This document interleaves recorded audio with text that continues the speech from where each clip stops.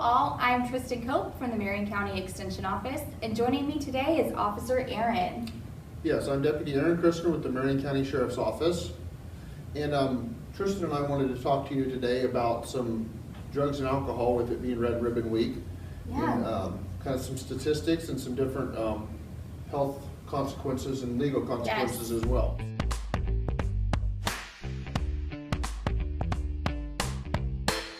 So Officer Aaron, can you tell us a little bit about the drug and alcohol stats that we have right now in Marion County?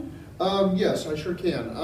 Our alcohol usage for grades 6, 8, 10, and 12 is how it's measured right now. Unfortunately, it has been increasing in the last 4 years.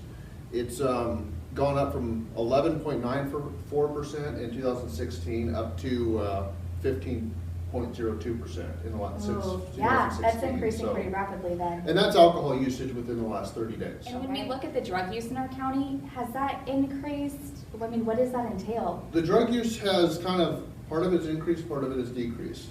The marijuana usage has gone up. It has gone from almost 2.9% to just over 4%.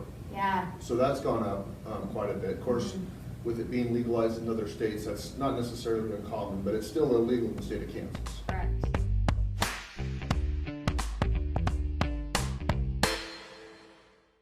Alcohol use especially, really impairs the teenage brain.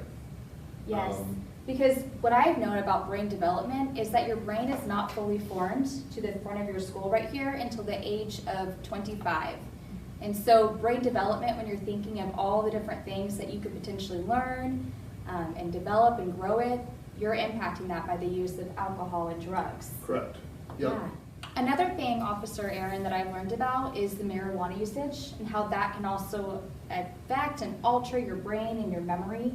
Can you tell us a little bit more about that? Right, that has very similar effects to your brain as alcohol. In fact, there was one study that talked about how long-term marijuana usage on an adolescent's brain actually is more imperative, has more of an effect than alcohol does. So, you know, even though there's other states that have legalized it, it's still illegal in the state of Kansas, and legal or not, it still can be harmful to you, especially as an adolescent. And the thing about the prescription misuse is, you know, you asked about narcotics and pain relievers, and you know, there are a lot of major health concerns with the pain relievers, and you can actually get addicted to those, like morphine and different things.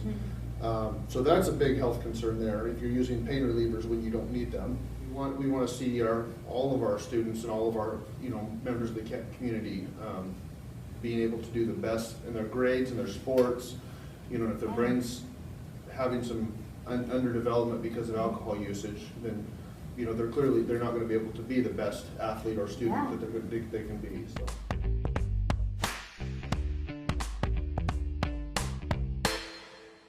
And those are kind of the health concerns or health reasons of why that's avoid alcohol. But you know, as a law enforcement officer, I obviously look at the legal aspect as well.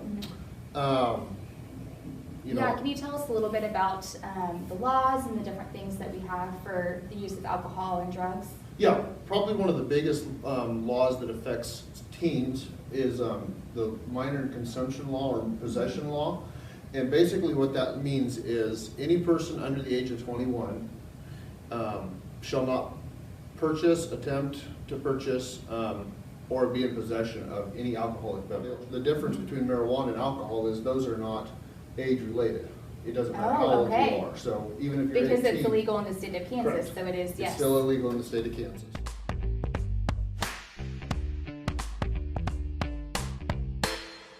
So Officer Aaron, today we learned a little bit about the statistics and about the different health aspects and the different consequences that we could have by abusing substances. What happens if we know of a friend or if we ourselves are having some substance abuse? What can we do and who can we turn to? Well, obviously, you know, if you feel like your parents can be helpful, it's always good to go talk to your parents.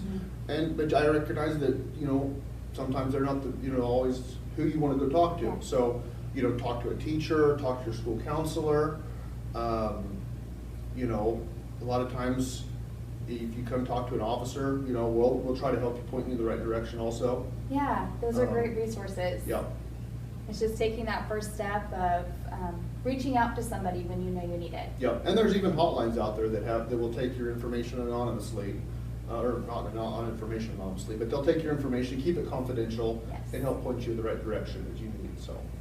Thank you. Yeah, you're welcome. Yeah. Well, thank you, Officer Aaron, for joining us today and helping to inform us a little bit about what's going on in our county and what we can do to help. Yep.